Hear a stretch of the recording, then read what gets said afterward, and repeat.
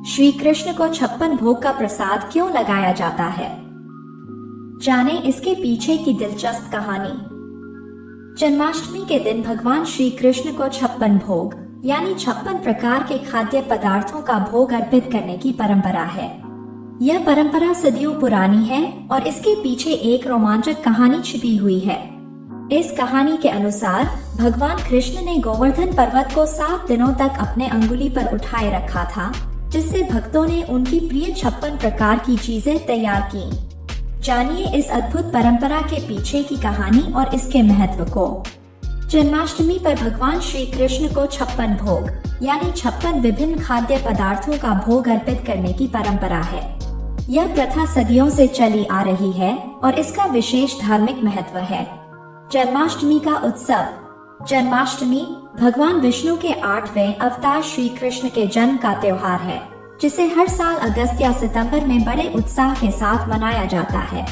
इस दिन भक्त व्रत रखते हैं, मंदिरों को सजाते हैं और बाल गोपाल का स्वागत एक नवजात शिशु की तरह करते हैं। 56 भोग का अनुष्ठान। जन्माष्टमी की रात को भगवान श्री कृष्ण को 56 भोग अर्पित करने की परंपरा है।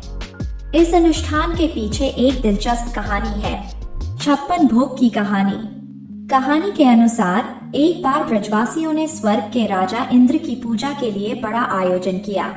श्री कृष्ण ने अपने पिता नंद बाबा से पूछा कि यह आयोजन क्यों हो रहा है। नंद बाबा ने बताया कि इससे इंद्र देव प्रसन्न होंगे और अच्छी बारिश होगी।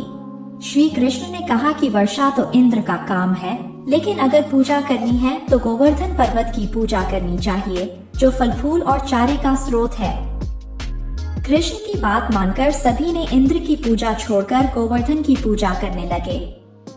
इंद्र देव ने इसे अपनी अपमानजनक मानते हुए क्रोधित हो गए और ब्रज में भारी बारिश शुरू कर दी।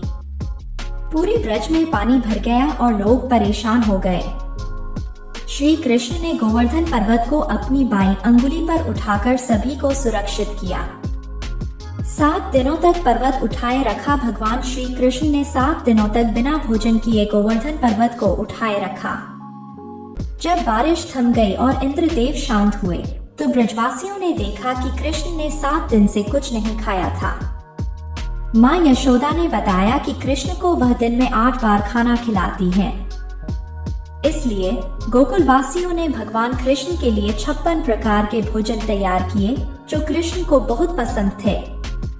56 भोग की परंपरा इस प्रकार 56 भोग का चलन शुरू हुआ।